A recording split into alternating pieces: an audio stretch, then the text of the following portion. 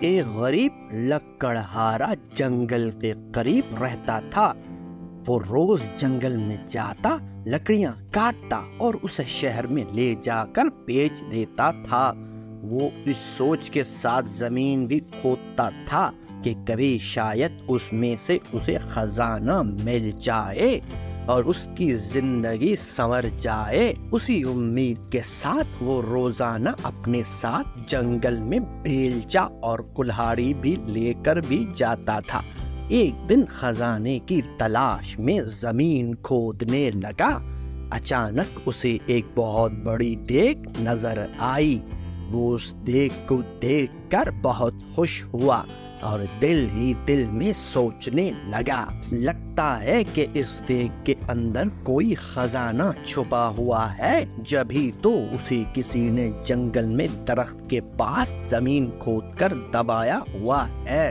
وہ خوشی خوشی دیگ کی طرف بڑھا تاکہ اس کے اندر ہاتھ ڈال کر خزانے کو دیکھ سکے۔ اس نے جب دیگ میں ہاتھ ڈالا تو اسے پتا چلا کہ دیگ اندر سے بالکل خالی تھی۔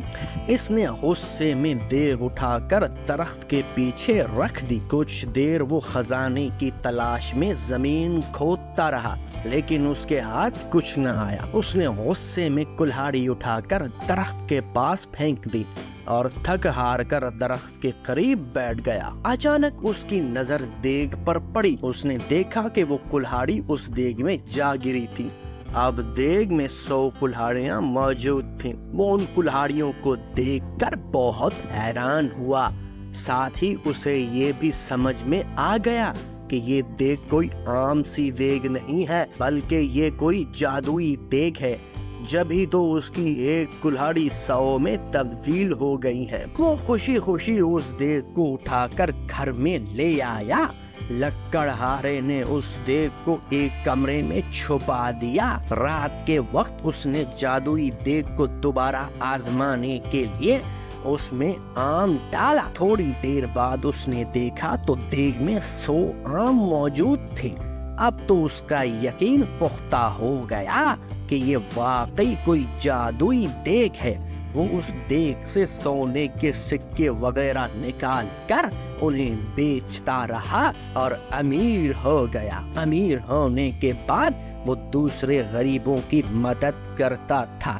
اس کے پاس اگر کوئی غریب شخص آتا تھا تو وہ کبھی اسے خالی ہاتھ نہیں لوٹاتا تھا۔ یہی وجہ ہے کہ وہ ملک بھر میں اپنی سخاوت کی وجہ سے مشہور ہو گیا۔ اس کے اچانک امیر ہو جانے اور جادوئی دیگ کی کہانی ہر جگہ پھیل گئی۔ اس ملک کے بادشاہ کے پاس بھی اس جادوئی دیگ کی خبر پہنچی۔ بادشاہ بہت لالچی تھا۔ اس کے پاس اپنا بہت سارا خزانہ موجود تھا۔ اس کے باوجود اسے مزید خزانے کی ہوس تھی۔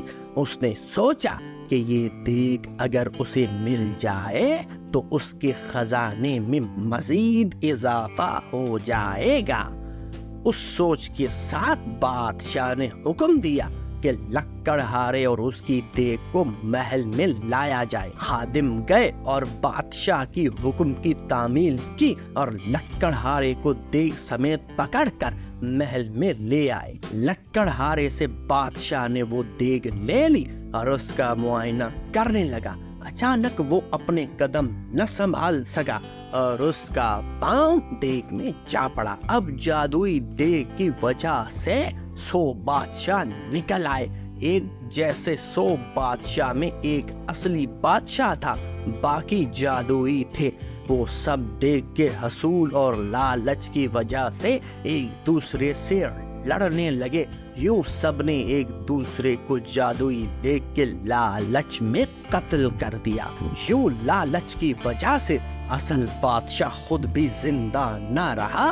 لکڑہارے نے خاموشی سے اپنی جادوئی دیگ اٹھائی اور اسے لے کر اپنے گھر چل دیا۔ تو دوستو، پتہ چلا لالچ کرنا بری بات ہوتی ہے۔